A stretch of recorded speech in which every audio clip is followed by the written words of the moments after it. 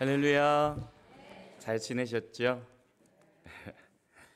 아마 23년도 제가 목사 연수 받고 그리고 이제 목사님이 따끈따끈할 때 강단에 한번 서라고 하셔서 그때 와서 말씀 전하고 그리고 나서 참 많은 일들이 있었어요.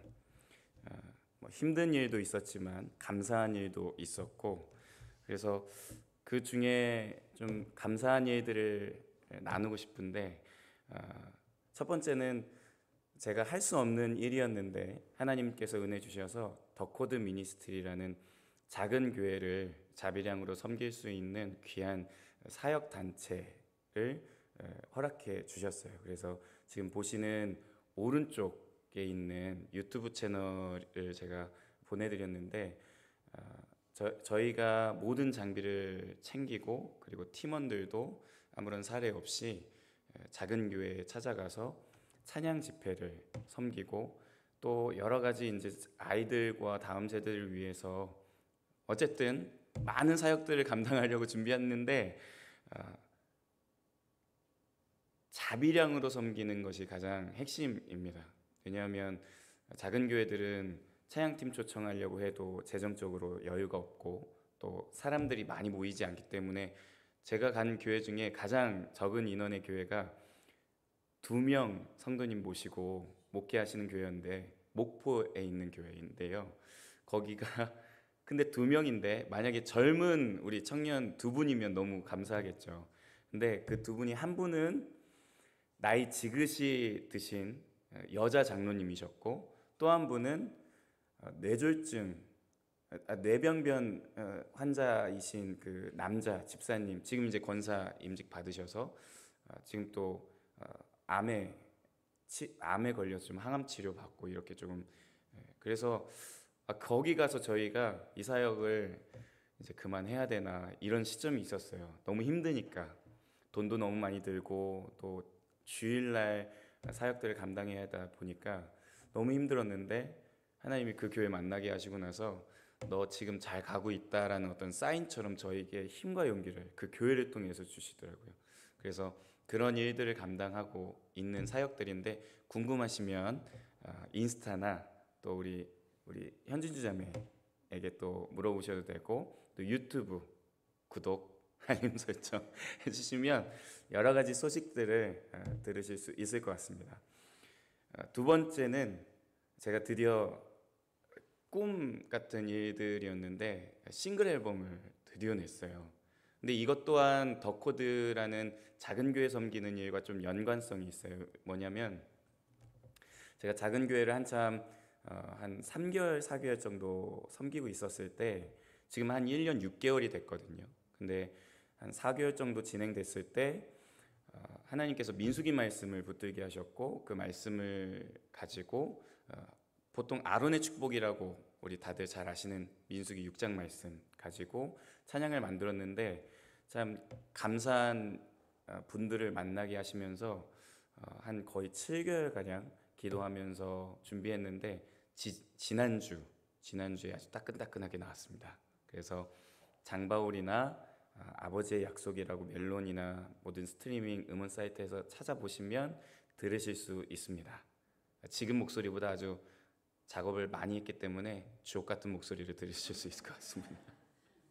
그리고 한 가지 더 감사했던 것은 둘째가 생겼어요. 근데 사실 이 사역도 그렇고 저희 아내랑 뭐 계획하지 않았던 아이였고 너무나 선물과 같은 아이여서 사실 전부 다 말할 수는 없지만 오픈할 수는 없지만 아내와 여러 가지 가정의 위기가 좀 있었어요. 그런데 저희가 기도하면서 이 아이가 오고 나서 함께 기도하면서 나눴던 것이 우리가 가정을 잘 지키고 또 하나님 앞에서 믿음의 본을 보이라고 둘째를 주셨나 보다 하면서 서로 또 감사의 기도를 나눴던 그런 일들이 있었습니다. 뭐 살다 보면 힘든 일도 있고 감사한 일들도 있잖아요. 근데 이런 일들 가운데 어려운 일들을 하나님께서 믿음으로 돌파하게 하셨고 사실 그 과정이 쉽지는 않았지만 이따가도 나누겠지만 그러면서 하나님이 이런 감사한 일들도 주시면서 오늘 이 강단에 서게 하실 때 하나님이 저에게 주셨던 말씀이 있어요. 본문과 또 별개로 한번 제가 읽어드릴게요. 이것이 내게서 떠나가기 하기 위하여 내가 3번 주께 간구하였더니, 고린도후서 말씀인데요. 나에게 이르시기를 내 은혜가 내게 족하도다. 이는 내 능력이 약한 데서 온전하여 짐이라 하신지라. 그러므로 도리어 크게 기뻐함으로 나의 여러 약한 것들에 대하여 자랑하리니 이는 그리스도의 능력이 내게 머물게 하려 함이라. 10절 말씀입니다. 그러므로 내가 그리스도를 위하여 약한 것들과 능력과 궁핍과 박해와 곤고를 기뻐하노니 이는 내가 약한 그때에 강함이라. 말씀을 준비하는데 하나님께서 자꾸 너 참 연약했지, 바울아 너 참 약했지, 이런 말씀을 계속 주시더라고요. 근데 인정이 되었어요. 왜냐하면 그동안 제가 살아왔던 인생이 기구하면 기구했고 또 평범했으면 평범한 인생인데, 한 번도 제가 뭔가를 잘해서 하나님 앞에 쓰임 받거나 어떤 일들을 한 적이 단 한 번도 없더라고요. 항상 약해서 울고 있으면 하나님이 능력 주셔서 그 일들을 감당하고, 항상 능력이 없으면 격려해 주시고 칭찬해 주시면서 지금까지 하나님의 일들을 감당하게 하셨습니다. 근데 역설적인 말이 아닐까요? 약할 때가 곧 강할 때다. 성경에 보면 하나님께서는 정말 연약한 사람들을 택하셔서 하나님의 영광을 나타내시고 하나님의 뜻을 이루어 가시는 흔적들이 너무나 많습니다. 하나님의 방식은 미련한 자를 택하여 지혜로운 사람들을 부끄럽게 하시고, 약한 자들을 택하여서 강한 사람들을 부끄럽게 하시는 것입니다. 오늘 저와 또 남산장로교회 모든 성도님들이 약할 때, 그리고 약해서 무너질 수밖에 없는 그런 어떤 상황 가운데, 기도할 수밖에 없는, 무릎 꿇을 수밖에 없는 어떤 상황 가운데 있다면 하나님을 바라보셔서 여러분을 강하게 하시는 그 하나님을 경험하시기를 예수님의 이름으로 축복합니다. 오늘 본문에 나오는 빌라델비아 교회는 어쩌면 요한계시록에서 나오는 교회 중에 가장 연약하고 가장 부족한 교회라는 생각이 들었습니다. 왜냐하면 빌라델비아 교회 성도들의 삶은 너무나 힘들고 너무나 어려운 환경 속에 이 신앙과 믿음을 지켜야 됐기 때문입니다. 빌라델비아 교회에는 어떤 어려움이 있었을까요? 3가지로 나눌 수 있는데, 첫 번째는 유대인들에게 회당 출입을 금지당했던 교회입니다. 그러니까 예배 드릴 장소가 없어서 날마다 가정에서 소그룹으로 모이고, 또 그 모임을 유대인들이 좋아하지 않겠죠. 계속해서 고발하면서 로마에게 핍박받는, 이게 2번째 연결되는 건데, 로마인들에게 박해 대상이었던 교회였습니다. 그래서 아까 말씀드렸다시피 소그룹의 작은 교회 형태를 가지고 예배를 드렸고, 또 박해가 심하니까 주변 사람들이 이 빌라델비아 교회에 왔을까요? 못 왔을까요?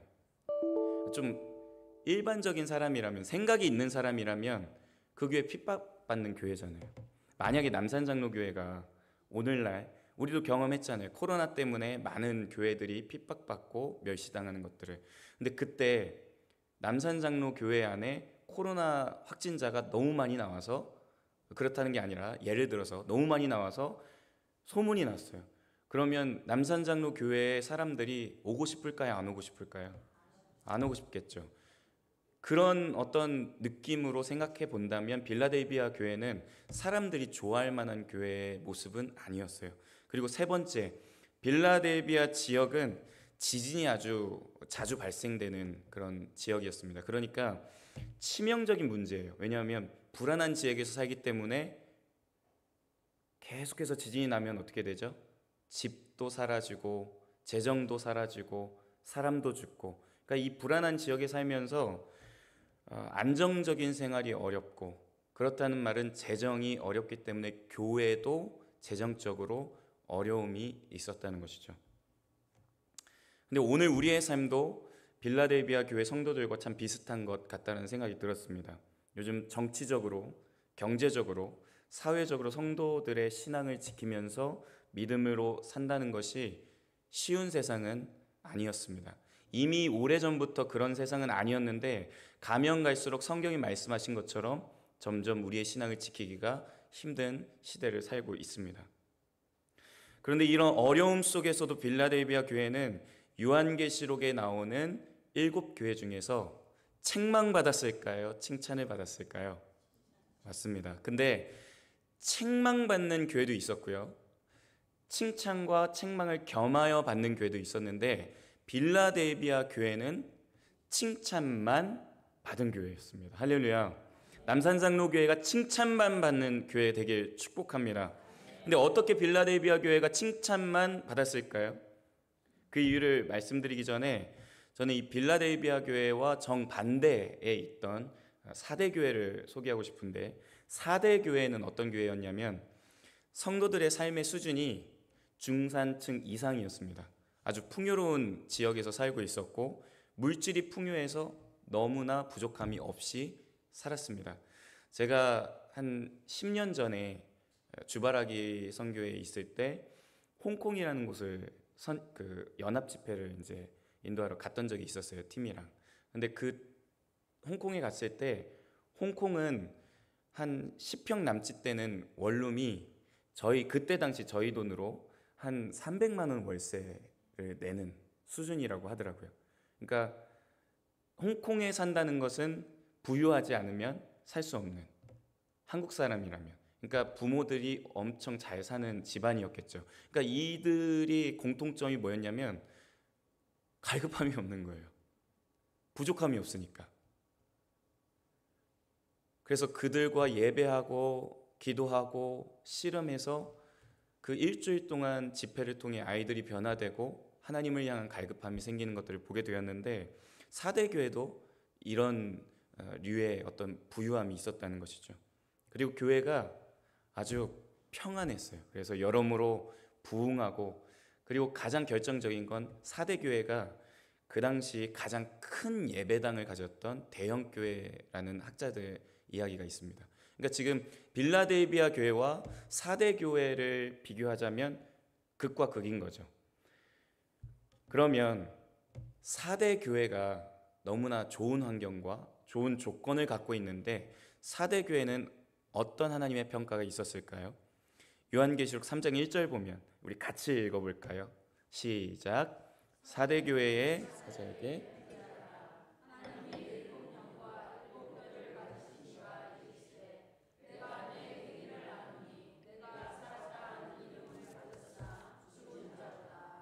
아멘. 오늘날 세상의 기준으로 봤을 때 사대교회는 칭찬받을 교회예요. 왜냐하면 대형 교회잖아요. 사람들도 많이 모이고 부흥하고 있고 너무나 좋은 환경과 많은 시스템에, 요즘 대형 교회들 보면 여러 가지 착한 일들을 많이 합니다. 왜냐하면 재정이 모이고 사람이 모이기 때문에. 근데 그런 기준으로 봤을 때는 사대교회는 하나님께 칭찬만 받았어야 돼요. 근데 오늘 요한계시록을 보면 3장에 보면 사대교회는 책망을 받고 있어요. 너는 지금 살아있는 것 같고 칭찬받는 것 같지만 넌 내가 봤을 때 죽은 교회다. 왜 하나님은 사대교회가 아니라 빌라델비아 교회를 칭찬하셨을까? 오늘 본문 말씀 요한계시록 3장 8절에 보면 이렇게 말씀하세요. 내가 네 행위를 아노니 네가 작은 능력을 가지고서도 내 말을 지키며 내 이름을 배반하지 아니하였도다. 네가 나의 인내의 말씀을 지켰은즉. 그러니까 하나님께서 빌라델비아 교회를 칭찬하신 이유는 딱 두 가지였습니다. 하나는 하나님의 말씀을 지켰다였고, 또 하나는 하나님의 이름을 배반하지 아니하였다였습니다. 그런데 여기서 하나님의 말씀을 지켰다라는 이야기가 두 번씩이나 반복됩니다. 성경에서 계속해서 반복되고 있는 것들은 중요하다는 의미거든요. 근데 빌라델비아 교회가 칭찬받을 수 있었던 중요한 결정적인 이유는 말씀을 지켰기 때문에 칭찬받을 수 있었다라고 우리가 유추해 볼 수 있죠. 근데 그냥 말씀만 지켰으면 사대교회도 말씀을 지키지 않았을까요? 그래서 더 이 말씀을 붙잡고 제가 씨름했을 때 이런 마음을 주시더라고요. 빌라델비아 교회는 하나님의 말씀을 소중히 여기는 마음이 있었구나. 빌라델비아 교회는 하나님의 말씀을 사랑하는 마음이 있었구나. 말씀을 대하는 빌라델비아 교회 성도들의 태도가 하나님 보시기에 너무나 존귀하고 아름답고 기특했던 것입니다. 왜냐하면 아까 우리 빌라델비아 교회의 형편과 상황과 삶을 우리가 들었잖아요. 근데 그런 가운데서도 빌라델비아 교회는 이스라엘 백성이 광야 생활에서 하나님을 원망했던 것처럼 불평불만한 것이 아니라 하나님 앞에 말씀을 지키려고 그렇게 무단히 노력하고 최선을 다하고 자신의 생명과 같이 여겼기 때문입니다. 사랑하는 여러분, 하나님의 말씀을 소중히 여기시기를 축복합니다. 하나님의 말씀을 사랑하시기를 바랍니다. 하나님의 말씀이 선포되는 이 남산 장로교회를 뜨겁게 사랑하시기를 예수님의 이름으로 부탁드립니다. 하나님께 칭찬받는 비결은 간단합니다. 말씀대로 믿고 말씀하신 대로 선포하고 말씀하신 대로 살아내는 것, 그것이면 하나님께 우리는 칭찬받고 그 나라에 가서도 하나님께서 잘했다, 착하고 충성된 종아라고 말씀해 주실 것입니다. 그런데 저는 이 말씀을 지켰다라는 말 앞에 하나님이 이런 전제를 달아놓으셨는데 여기에 제 시선이 계속 가더라고요. 뭐였냐면 8절 다시 한 번 더 읽어볼게요. 노란 글씨가 제가 시선이 머물렀던 곳인데 제가 읽어드릴게요. 네가 작은 능력을 가지고서도 내 말을 지켰다라는 이야기인데, 그러니까 내 말을 지켰다, 네가 내 이름을 배반하지 않았다, 그 말 앞에 네가 작은 능력을 가지고도라는 전제를 하나님께서 붙이셨어요. 그러니까 이 말은 말씀을 지킬 힘이 도저히 너에게 없는 것 같은데 말씀을 끝까지 지켰구나 라고 말씀하신 겁니다. 하나님이 아브라함을 아브라함이라고 불러주셨을 때 아브라함에게 아브라함이라는 자격이 있었을까요? 하나님이 야곱에게 이스라엘이라고 말씀하시고 불러주실 때 야곱에게 이스라엘이라고 불릴 만한 자격과 가치가 있었을까요? 예수님께서 베드로에게 시몬이었을 때 너는 베드로라, 너는 반석이다, 내 고백 위에 나의 교회를 세우겠다라고 말씀하실 때 베드로는 베드로의 자격을 갖고 있었을까요? 저는 아니라고 봅니다. 그런데 성경에서 모든 사람의 이름이 바뀌었을 때 하나님은 그가 가치가 있고 자격이 있어서 그 이름을 불러주신 게 아니라 믿음으로 그 자가 바뀔 것을 하나님은 아시고 바라보시면서 우리의 관점으로는 어떻게 보면 선제적인 믿음인 거죠. 아직 일어나지 않는 일에 대해서 믿음으로 바라보면서 그 사람을 대하신 것이 바로 하나님이시고 예수님이시고 지금 우리와 함께 계신 성령님의 성품입니다. 그런데 생각해 보세요. 베드로는 베드로의 이름을 가지고 예수님을 3번이나 부인했죠. 하나님께서 노아는 의로운 자라, 당대 의로운 자라고 말씀하셨는데 노아가 실수한 것들이 있었죠. 이런 모습을 봤을 때 빌라델비아 교회를 향한 칭찬은, 그리고 빌라델비아 교회가 지금 하나님께 칭찬받는 모습은, 한번 사진 보여주시겠어요?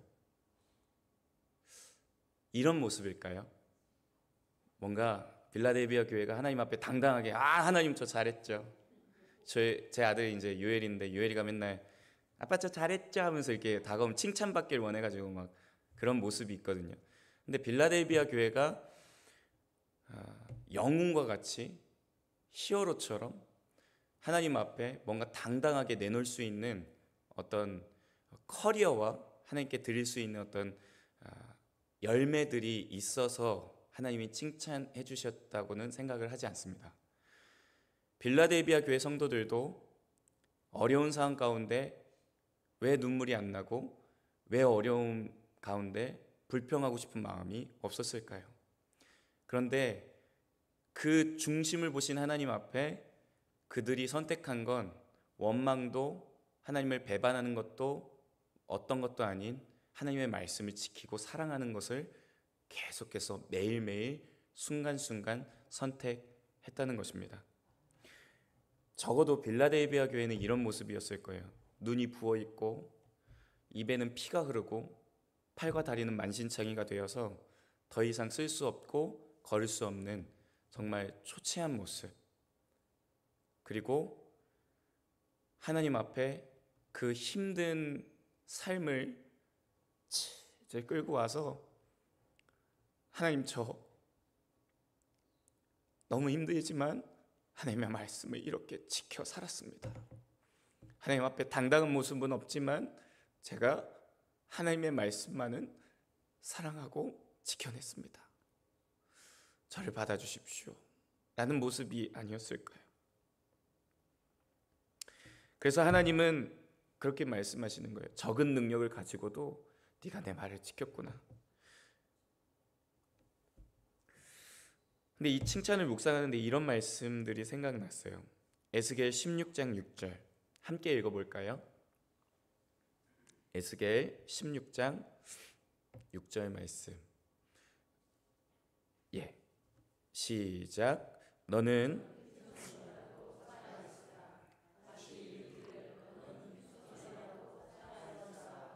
그리고 시편 118편 17절 말씀입니다. 같이 읽겠습니다. 시작.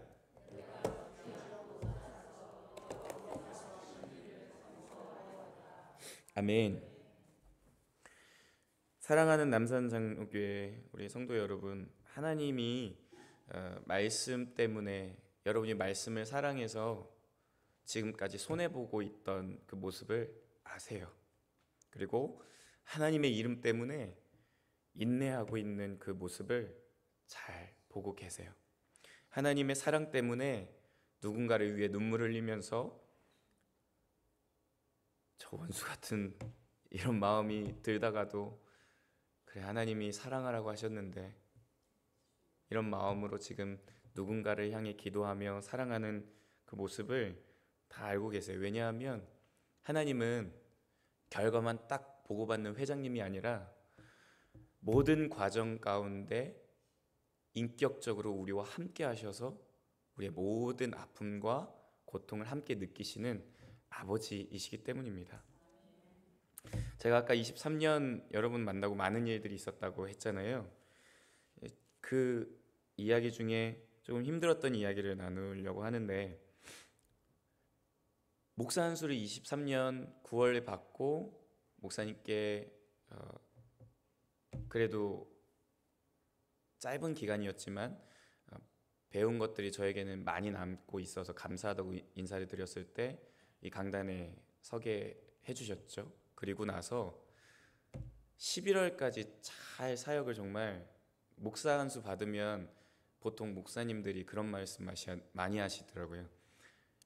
뭐가 대단하게 막 이렇게 될 것 같은데 그렇지 않다. 근데 희한하게 저는 뭔가가 막 불꽃이 스파크가 막 튀어가지고 막 교회 안에서도 원래 맨날 너무 일이 많으니까 목사님 뭐 시키면 시키는 것만 하고 있다가 목사 안수 받고 나서 목사님 이건 해보면 어떨까요? 저건 이렇게 해보면 어떨까요? 그래서 제가 막 이렇게 했었어요. 그래서 그 중에 하나 기억에 남았던 건, 원래 여름 캠프 시즌이 되면 그리고 겨울 캠프 시즌이 되면 금요 예배를 중단해요. 제가 섬겼던 교회는.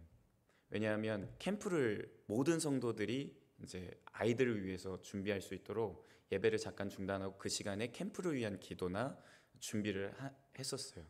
근데 공주의 어떤 교회 보니까 금요일 날 스태프들이랑 어른들이 모여서, 부모님들이 모여서 아이들을 위해서, 캠프를 위해서 기도를 하는 거예요. 그래서 목사님 저거 괜찮은데요? 그래가지고 그럼 네가 해봐. 그래서 할 생각은 없었는데 그냥 순종해서 시작했어요.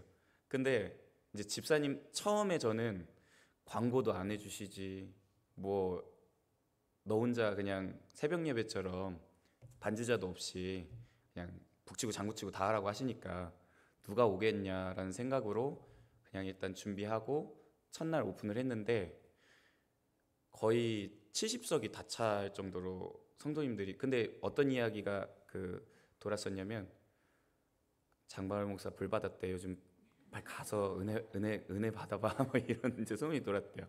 그래가지고 이제 막 오시는 거예요.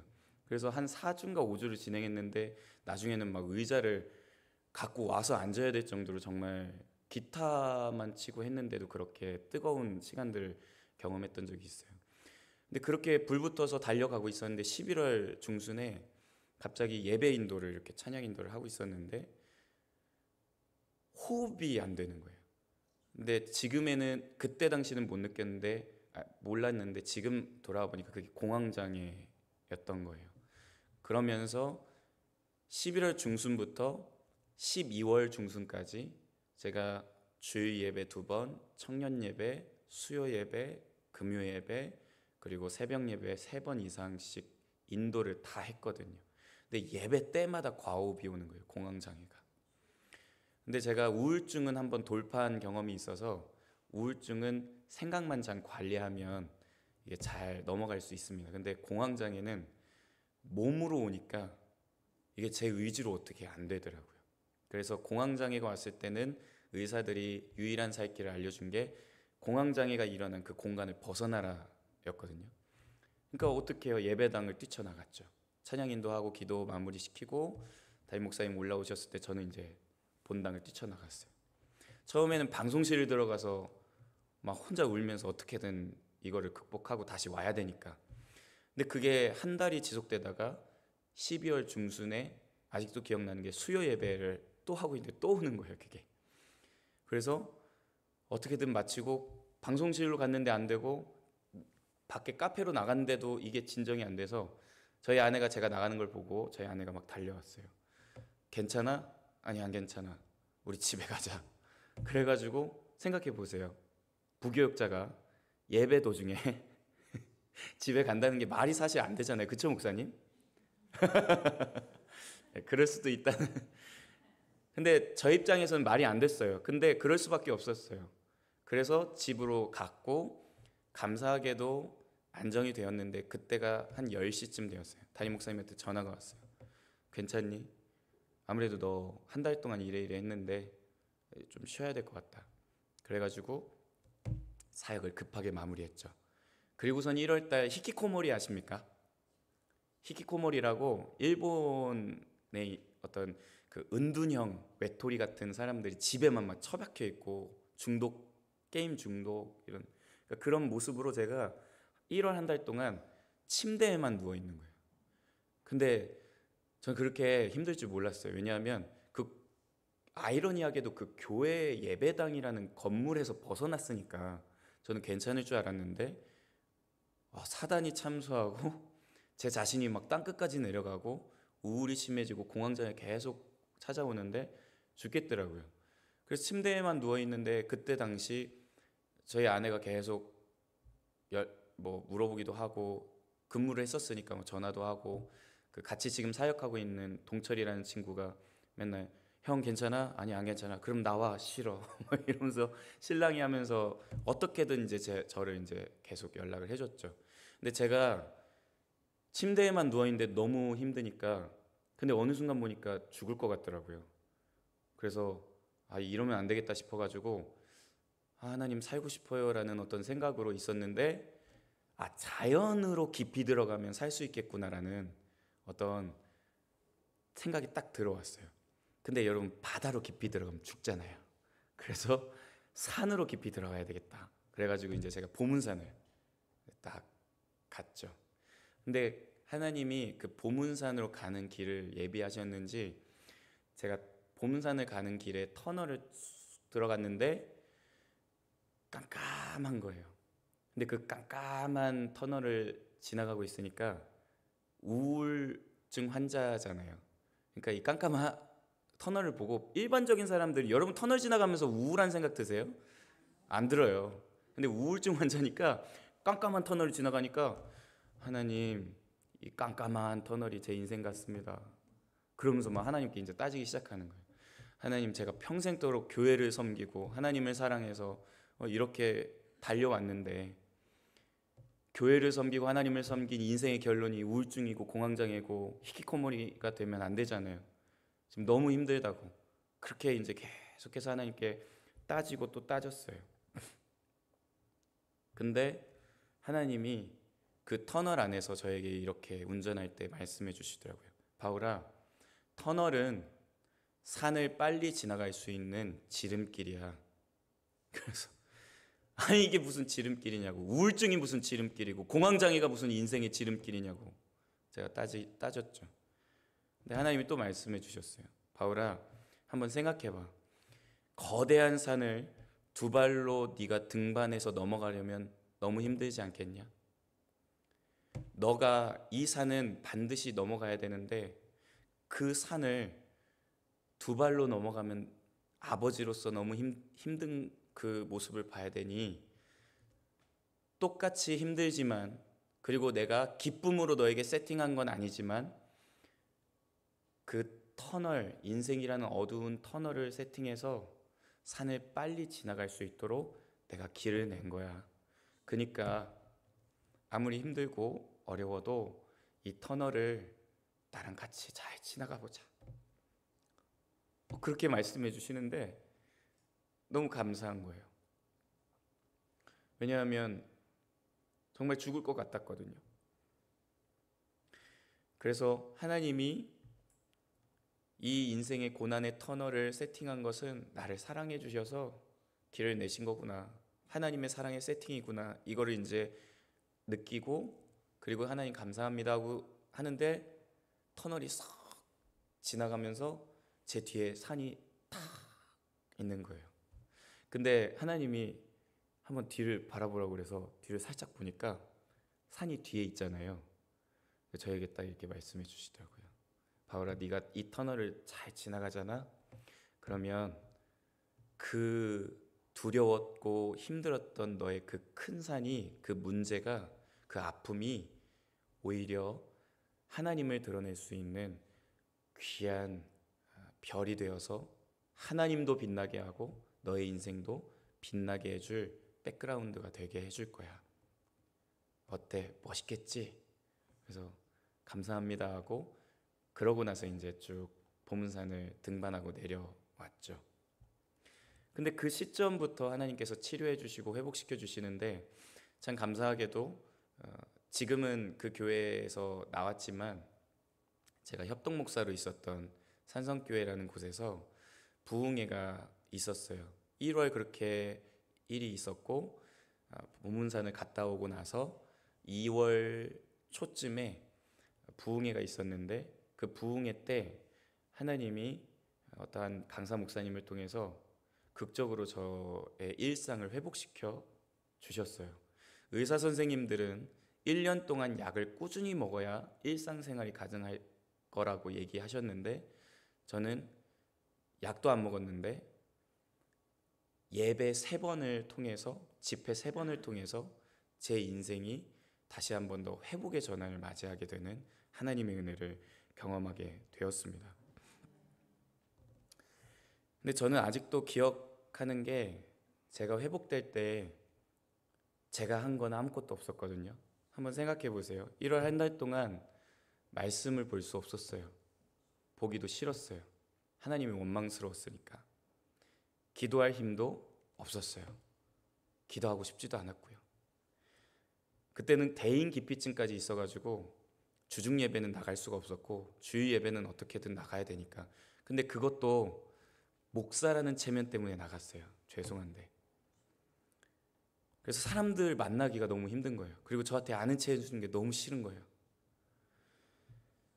그런데 하나님은, 제가 그렇게 하나님 앞에 제 문제를 가지고 와서 하나님 믿음으로 제가 살아가겠습니다라고 고백한 게 한 번도 없었는데, 그냥 하나님 앞에 엎드려져서 울고 또 울고 예배하고 또 예배했더니 오직 회복의 주체가 하나님이 되어주셔서 저를 회복시켜 주셨던 것이죠. 오늘 본문에도 보면 하나님께서 빌라델비아 교회를 칭찬하시고, 너네 정말 잘했다, 내가 그래서 선물을 줄게, 이 약속의 말씀을 주시거든요. 근데 그 약속의 말씀은 시간상 다 나눌 수는 없지만 한번 집에 가서 이제 쭉 읽어보세요. 근데 그 약속의 말씀 안에 하나님이 어떻게 말씀하신지 제가 한번 읽어볼게요. 다윗의 열쇠를 가지시니 곧 열면 닫을 사람이 없고 닫으면 열 사람이 없는 그가 이르시되 볼지어다 내가 네 앞에 열린 문을 두었을 때 능히 닫을 사람이 없으리라. 그들로 와서 내 발 앞에 절하게 하고 내가 너를 사랑하는 줄을 알게 하리라. 네가 나의 인내의 말씀을 지켰은즉 내가 또한 너를 지켜 시험의 때를 면하게 하리니. 그러니까 지금 내가, 그가, 내가 계속 하나님이 뭐라고 말씀하시냐면 이 약속을 네가 노력해서 이루어지는 게 아니라 그냥 내가 너에게 줄게. 내가 이 약속의 주체와 이 언약의 주체가 되어서 내가 이루어 줄게. 너는 그냥 지금처럼 내 말씀을 사랑하고 내 안에 거하라 말씀하고 계시는 겁니다. 사랑하는 여러분, 우리가 그리고 제가 다 지나온 세월들이 어려움들이 있었고 아픔들이 분명히 있었을 것입니다. 그리고 지금도 기도하면서 하나님 앞에 나아가는 제목들이 있을 텐데 그거 우리가 노력한다고 해서 해결될 문제가 아닙니다. 그거 우리가 최선을 다한다고 해서 뭔가 방법이 생기거나 뭔가 돌파구가 생기는 것이 아닙니다. 하나님의 자녀들은 하나님 앞에서 이 문제를 통해 엎드려져야 내 힘이 다 빠지고 아무것도 할 수 없다고 인지하고 하나님 앞에 하나님 도와주세요 눈물만 흘릴 그때에 하나님이 이제 일하시기 시작하는 타이밍이 보인다는 것입니다. 오늘 우리에게 소망이 있는 이유는 바로 여기에 있습니다. 내가 문제 해결의 주체가 아니라 하나님이 문제 해결의 주체가 되신다. 그래서 우리가 주인이 아니라 하나님이 주인이라고 고백했을 때 하나님은 우리 인생의 주어가 되시고 우리는 하나님의 목적어가 되어서 하나님의 뜻을 이루어드리는 것이죠. 그러다 보면 나는 하나님의 말씀을 지켰을 뿐인데 나는 하나님만 사랑했을 뿐인데 이 모든 것을 보너스로 더해 주시는 먼저 그 나라와 의를 구하라 그리하면 이 모든 것을 더해 주시리라. 그건 보너스거든요. 사실 이 땅에서 누릴 보너스. 그래서 오늘 말씀을 마무리하면서 두 가지 결론을 이제 드리려고 해요. 첫 번째 따라해 볼까요? 말씀을 사랑하기 때문에 말씀을 지킬 수 있다. 빌라델비아 교회 성도들은 말씀을 사랑했기 때문에 말씀을 지킬 수 있었어요. 저도 원망하고 불평하고 기도하거나 말씀을 보거나 뭔가 하나님 앞에 떳떳하게 자격이 있어서 회복된 건 아니지만 하나님의 은혜로 회복될 수 있었던 것은 그래도 제 안에 하나님 앞에 사랑을 드렸던 가치를 드렸던 그 예배가 있었기 때문에 회복되었다고 믿습니다. 그리고 두 번째 따라하겠습니다. 교회와 함께 했기 때문에 말씀을 지킬 수 있었다. 여러분 혼자 가면 빨리 갈 수 있지만 멀리 가기는 어렵다는 말이 있잖아요. 마찬가지로 우리가 교회 공동체와 함께 갈 때 말씀을 매일매일 오래도록 지킬 수 있습니다. 그리고 그거 아세요? 성경에 나오는 모든 언약의 말씀, 축복의 말씀들은 교회를 통해서 교회를 사랑하는 성도들에게 주시는 것이지 교회와 별개로 하나님이 주신 축복은 하나도 없습니다. 그래서 남산장로교회 안에 여러분들이 함께 있다는 것은 함께 말씀을 사랑하고 교회를 사랑하고 하나님께서 주시는 그 말씀을 붙들고 혼자가 아니라 함께 멀리 갈 수 있도록 하나님께서 세팅해 주신 귀한 공동체라는 사실입니다. 빌라델비아 교회도 그랬을 거예요. 오늘 어떤 사람이 모진 핍박과 피 흘리고 너 예수 믿으면 죽여버릴 거야 라고 하는 상황 가운데 나 그래도 예수님이 좋아, 나 예수님의 말씀을 지킬 거야, 나는 예수님을 부인할 수 없어 고백하고 정말 막 엄청 많이 맞고 집으로 돌아왔다고 생각해 보세요. 그리고 가정 예배를 드리고 소그룹으로 모여서 빌라델비아 교회 성도들이 그 모습을 보면서 아유 잘했네 이렇겠습니까? 힘들었겠다, 고생했다.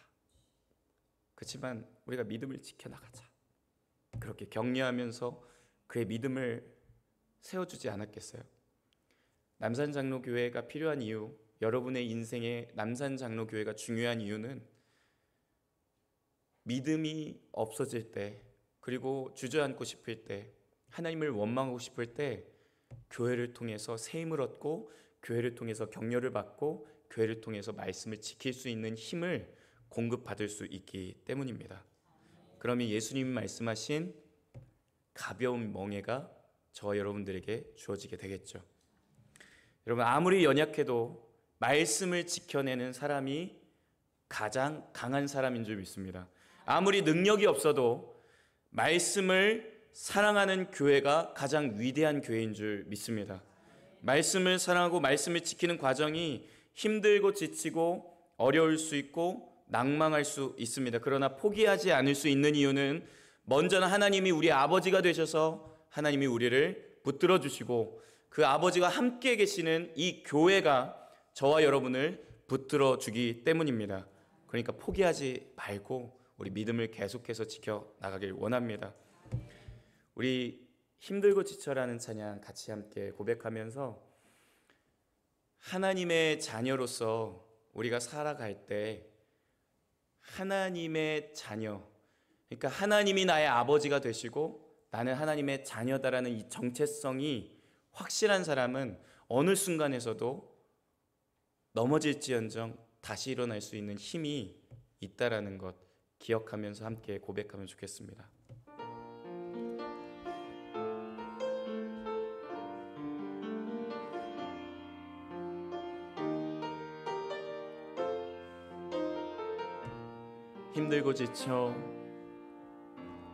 힘들고 지쳐 낭망하고 넘어져 일어날 힘 전혀 없을 때에 조용히 다가와 손 잡아주시며 나에게 말씀하시네.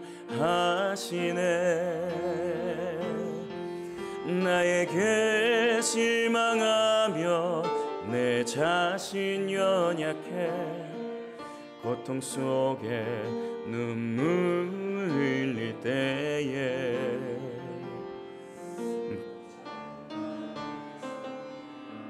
눈물 닦아주시며 나에게 말씀하시네.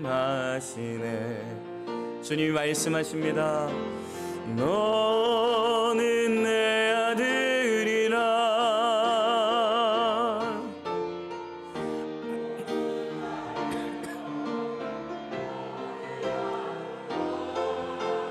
너는 내 아들이라. 나의 사랑하는 내 아들이라. 너는 내 딸들이라. 너는 내 딸들이라. 오늘날 내가 너를 놔둬다. 너는 내 딸들이라. 나의 사랑하는 딸들이라.